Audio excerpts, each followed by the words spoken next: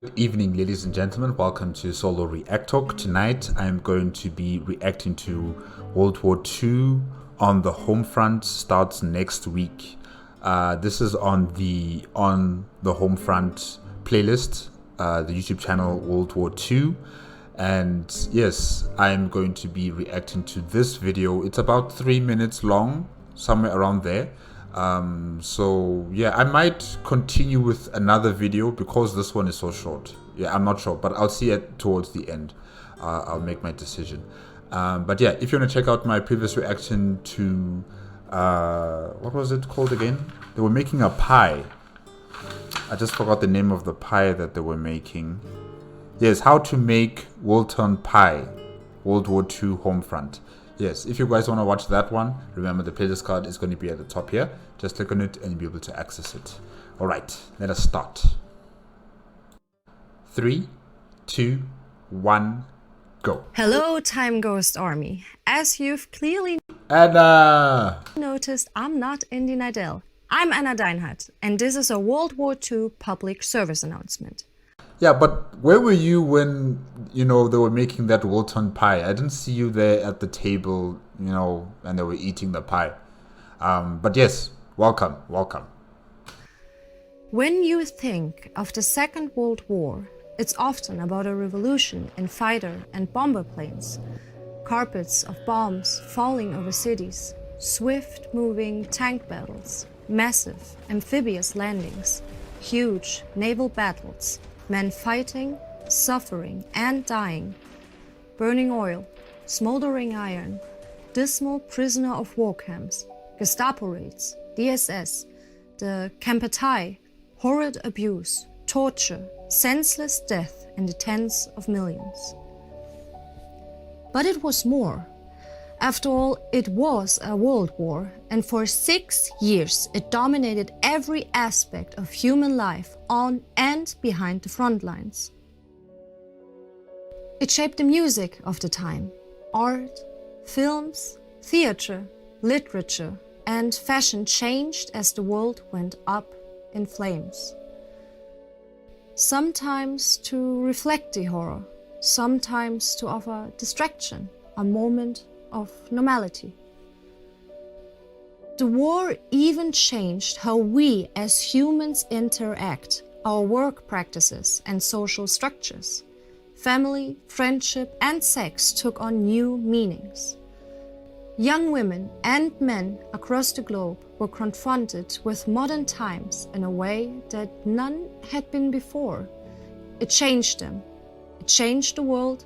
It changed it for all of us in a way that is still felt in 2020. It is these events, the events far away from the battlefield and the killing fields, but still so essential to the global conflict, that I will present in our new series on the Homefront. It is the story of 1.5 billion people, 75% of humanity, who were not caught up in the immediate fighting or the mass murders, but still toiled, feared and suffered through the years of war. Yeah, the World War II and even World War I had multiple layers, of effect. It wasn't just on the battlefield, like Anna Deinhard is saying. It wasn't just in the air. It wasn't just, with the politicians, but even with the common man and woman and child on the street. Everything changed. Everything was different. And yeah, wars don't only produce a victor and the defeated. It also produces a society that is unrecognizable.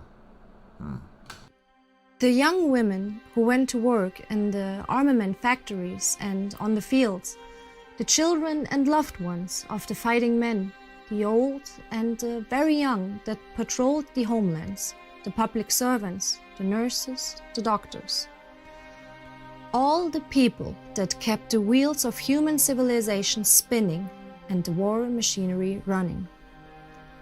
Men women, and children who might not have given their lives in the greatest, bloodiest conflict of human history, but whose sacrifice must not be forgotten.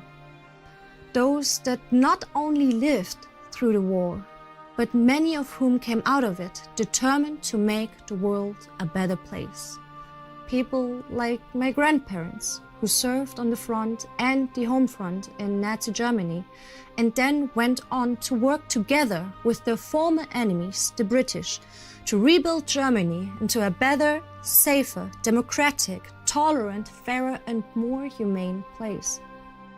It is they and all of their counterparts on all sides of this war that this series will remember starting in March 2020. And make sure that we never forget.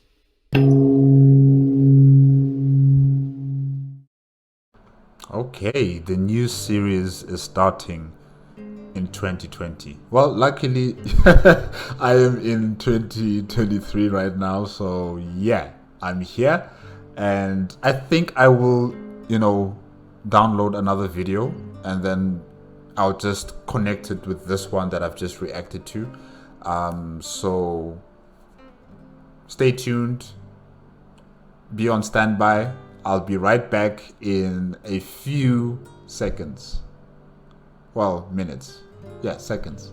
I'm just gonna pause, okay? Yeah. Okay, all right, I am back. Wait, let me just see what the title of the video is. Yes, when you run out of stuff to hoard, rationing 1940 World War II on the Homefront 001. Yes, let us start. 3, 2, 1, go. Before I begin, I'm not Indy Nidell and I'm also not Spartacus, my dad. I'm Anna Deinhard and this is On the Homefront, a sub-series of World War II in real time. And today we're going to talk about food, or rather the absence of food in the first 2 years of the war. Why are people thinking that you are Indy Nidell or something like that? We know you are Anna Deinhard, Yeah, that's why I came here to watch your videos, because I've watched Indy Nidell, I've watched Between Two Wars, I'm done with it, and now I'm here with you. Yeah. I wonder what the people are saying in the comment section. I think I need to read them. Yeah. I think maybe people are making jokes. Yeah. Okay. Let's just continue. Sorry.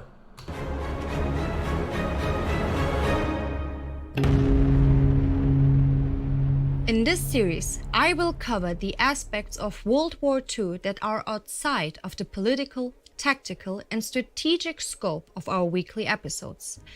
And well, let's say not terrible enough for the War Against Humanity episodes. Here, we will look at how life was on the homefront of the warring nations.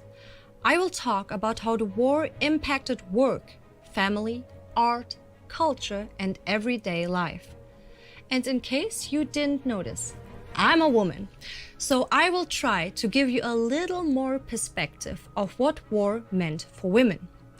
Therefore, I will, from time to time, cover things that do have to do with the immediate fighting in respect to women, like the women on the fronts, some like in the Red Army who actually went into combat along the men, many who worked for the armed forces on all fronts in non-fighting roles.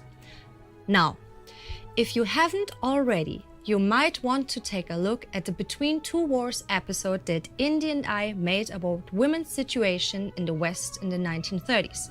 Yeah, I watched it. Link is in the description. But now we're in March of 1941 and the war is getting crazier and crazier.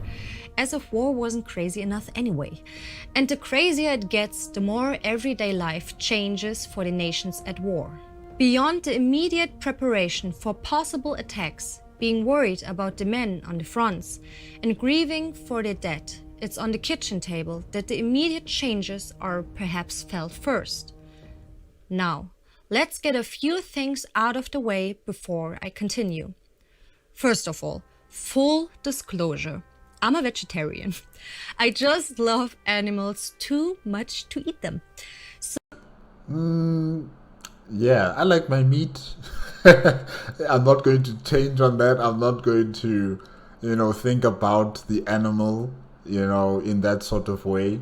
So yeah, I'm a meat eater, but I do like my vegetables. I really do like my vegetables. I don't have any complaints with that, except if it's avocado. No, no. So I'm not the best to talk about how missing meat will make you sad, but I'll do my best. Second of all, it's not just women, kids and old people that are at home. In 1941, around 2 million men are in active service in Great Britain. That's a third of the men of service age from 18 to 41 and 5% of the population. In Germany, about 7 million men are in service, more than half of the men of service age, but still only 12% of the population. And in Japan, the numbers are significantly lower than both. And these men are not constantly on the fronts.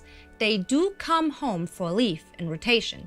So in the end, most people are at home at any given moment. And all of these people now face domestic war shortages. Material and supply is needed for the war effort. The naval war and blockades are stopping food imports. But the shortages hit the warring nations to different degrees. The Axis countries are actually the least hit. They have been preparing for war longer and have adapted their economies. And now everyone continues to adapt. What all the countries do is to force farmers to shift away from meat production towards more grains and vegetables. This way, stuff to feed the animals can go straight into the food markets and the calories available for consumptions go up. In, for instance, the UK, calorie output will go from 14.7 billion calories annually before the war to 28.1 billion towards the end of the war. Total farmland used to grow stuff will increase by 66%, while the meat production will go down by 69%. As I'm hearing this, I'm just thinking about the Wilton pie, how it only has, a lot of vegetables in it, and then you have your oats and your Marmite paste in it as well, just to give it that meaty flavor in it. And yeah, people were eating that. So yeah, what she's saying here is just reminding me of the Wilton pie as well, as an example of the changing times in terms of food production. If they hadn't been running the factories so hard, driving around in tanks all the time and been blowing so much stuff up, that would have been great for the environment as well. Just saying. In any case, Japan has been at war for several years, and despite rice shortages, they have adapted fairly well. Italy has almost complete agriculture independence when the war breaks out. Hitler has been pushing the German economy towards autarky, economic independence, since years. Although they have only reached 83% self-sufficiency by 1939, it's far better than the United Kingdom that imports more than 50% of food before the war. The Axis are also importing or plundering the food they need from the territories they occupy, and in 1941 that's already a whole bunch of land. So, all in all, although food rationing is introduced in, for instance, Germany already on August 28, 1939, the population of the Axis nations in early 1941 are mostly eating okay. But in China, things are generally pretty bad. The war has decreased farmland by 17%, even within non-occupied territory. The massive refugee crisis from the occupied lands is a burden on food supplies, and both the nationalist and communist armies are consuming much more food than the country can really afford. So they are on the brink of starvation. Within the Allied nations, the Commonwealth countries like Canada and Australia, or British colonies like India, the furthest away from the war at this point, are the least impacted. Now, for the British colonies, not enough food was already a problem before the war, and in especially India, things will get very, very, very bad in about 2 years. I'm just saying before any of you cry foul here. But for now, things are not too much out of the ordinary. In the first 2 years of the war, it is the United Kingdom that faces the biggest potential for having much less food than before, even shortages. And although they react immediately at outbreak of war, they are behind the curve and rightfully worried that they might soon face a crisis. In fact, they worry that the British people are about to face malnourishment. 2 scientists set their minds on finding out if it is so. They are Elsie Widdowson and Robert McCann of the University of Cambridge. In December 1939, they started tests on themselves and a group of volunteers. For several weeks, they will subject themselves to a, let's say, pretty boring diet. They look at food production data from 1938 to see what would be available in case the German U-boat war completely isolated the British Isles. They reduced their animal protein intake to 1 egg, 110 grams of meat, and 110 grams of fish per week. They allow themselves 140 milliliters of milk, 100 grams of margarine, and as much potatoes, vegetables, and bread as they like per day. Meanwhile, they perform hard exercise every day to simulate the heavy physical workload expected under the wartime economy. The amazing amount of starch they are now eating has some unexpected side effects. All of them report a, quote, remarkable amount of flatulence. So they fart a lot. They also spend a lot more time on the loo. You see, the volume of their feces, also known as poop, increases by 250%. But wow, they don't starve. They don't experience any symptoms of malnourishment, and they are able to work at full capacity. Although the British public is not told about the test, I wonder why, until after the war, they will now be subjected to the Widdowson-McCann's diet for the foreseeable future, but not quite as harshly as on the test. One wonders about the effects on UK plumbing. No, no, Anna, let's not discuss about that. Anyway, on January 8, 1940, rationing of bacon, butter, and sugar begins. Meat, tea, jam, biscuits, breakfast cereals, cheese, eggs, lard, milk, canned and dried food will gradually be added. Homegrown fruit and oranges will continue to exist in limited amounts, but things like lemons and bananas immediately disappear from the stores. Oranges for children only. Wow. Pretty much all over Northern Europe. Not everyone suffers from the rationing though. Motivated by the government campaign Dig for Victory, 1.4 million new backyard vegetable gardens will be created during the war. And in early 1941, restaurants are still not rationed. And there is, of course, an immediate explosion of black market activity. So basically, if you have enough cash or a big property, you're still living the life. None of which goes down that well with the vast masses of Brits now eating mostly potatoes and vegetables. And usually those who are eating potatoes and vegetables are in the cities. You know, there's no land in the cities for you to be planting your crops and, harvesting all of that food for yourself, and your family members. In the city, it's full of concrete, bricks everywhere, and there's not a lot of space to do anything like, garden farming. I think those who actually have enough space are very lucky.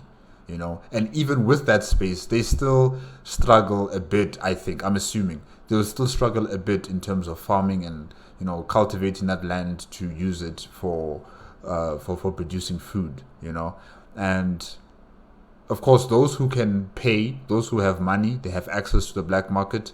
They have access to the restaurants and to eat as much as they want because there's no restrictions for the restaurants. But then for the middle class and the lower class within the city, it's going to be extremely difficult for them. So those who live in the rural areas, those who have estates that have like hectares of land, those ones, they have that option. They have that option to continue enjoying the same lifestyle that they've always had before. But is it really healthy? Well, people with medical conditions are giving special consideration. For instance, diabetes patients are allowed to exchange their sugar rations, which they obviously don't need anyway, for butter, margarine, meat, and cheese rations. So at least the sick don't get sicker. But here's the big surprise. Although there might be more factors to this, rationing seems to make the Brits healthier. The lower intake of meat, the increase of vitamins, and extreme reduction of food fats drives down obesity, reduces things like cardiovascular problems and type 2 diabetes, and the United Kingdom sees to continuously dropping infant mortality rates. So now, in early 1941, although the situation in occupied lands and in China are miserable, on the home front in Japan, Germany, Italy, and the Commonwealth, rationing is more of an inconvenience than a danger to the public safety. Perhaps even a way to a healthier, although boring diet. But what if the war continues for much longer? What if the enemy starts bombing all the infrastructure needed to transport food? What if the armies have to grow so fast that there's not enough food at all?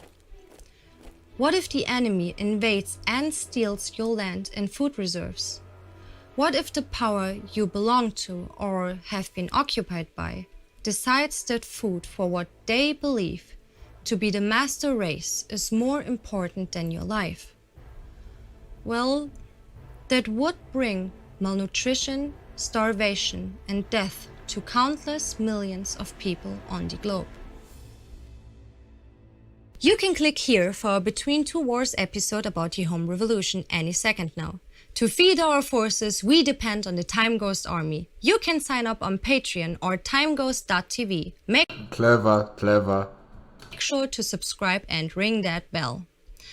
And as Orson Welles once said, ask not what you can do for your country. Ask what's for lunch.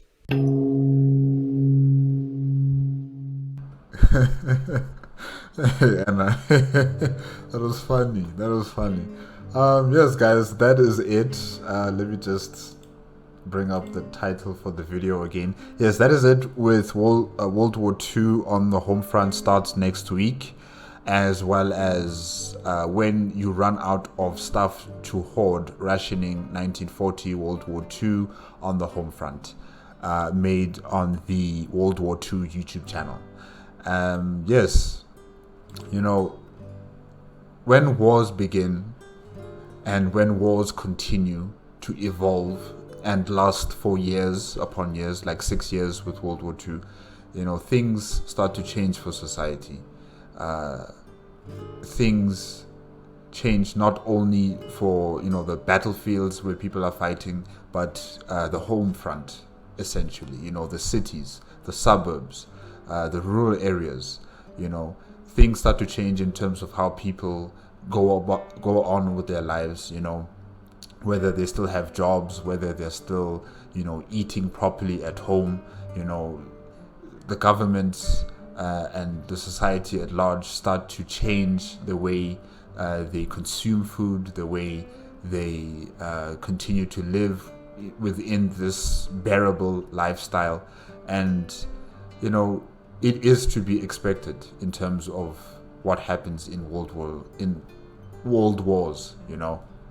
The destruction of infrastructure, the destruction of transportation systems, also add into the food rationing policies of a government. And it is really an unfair situation when it comes to places that are, should I say, consumed by civil war, like in terms of China and how it was dealing with the nationalists and the communists fighting against each other. And then of course you have the Japanese who are also coming into China. So it was really unfair on the people. They had to be running away back and forth, up and down, and as they were doing that, they had to look for food. They had to see if there was any way they could produce food without being interrupted by these military forces. And sometimes these military forces would roll in with their tanks, with their armies, and they would plunder everything for their war effort, and then they would leave the people with nothing, and that is just terrible, really. It's just a terrible situation. And on the European side, how they began to adapt themselves into this new reality, rationing the food intake that they have. Yes, it had some good side effects in terms of health, in terms of the British populace. They became more healthy. The infant mortality rate was lowered, and yes, it has its advantages, but yet still, there are people who are going to not really enjoy this type of reality, especially those who live in high density areas where there is no space to have your little farming garden patch in your backyard, or where you don't have space at all, like you live in an apartment building, and there's no way where you could actually plant some seeds to make cabbage, or some carrots, or any other type of vegetable that you require. And yeah, it's difficult for people who live in such areas, unlike those who live in estates, or those who have the money to acquire all of these foodstuffs and resources to enjoy themselves. So yes, there have been some successes and some interesting developments from rationing. However, still, living in this type of reality where you have to start rationing food because of the war that has consumed not only your country but almost the entire world, it's not really a pretty situation, especially when it comes to China, especially with what happened there. So yeah, this was interesting. This was really, really interesting. And Deinhard, welcome to my reaction channel here, as I'm going to continue reacting to your videos. And yeah, it's started off with a very good start, and hopefully I'll get to see you again next week. Hopefully, like, I don't have any issues where I'll have to delay my reaction, hopefully. And also hopefully you guys will be here to watch my reaction when it comes out. But yes, that is it. Remember, if you want to check out the original video as well as World War II YouTube channel, the links are in the description below. If you like my reaction, please give me a like, comment, and subscribe to my channel. Click on the notification bell if you want to be up to date with my latest videos, and I will see you guys next week. Fingers crossed. Okay, good night.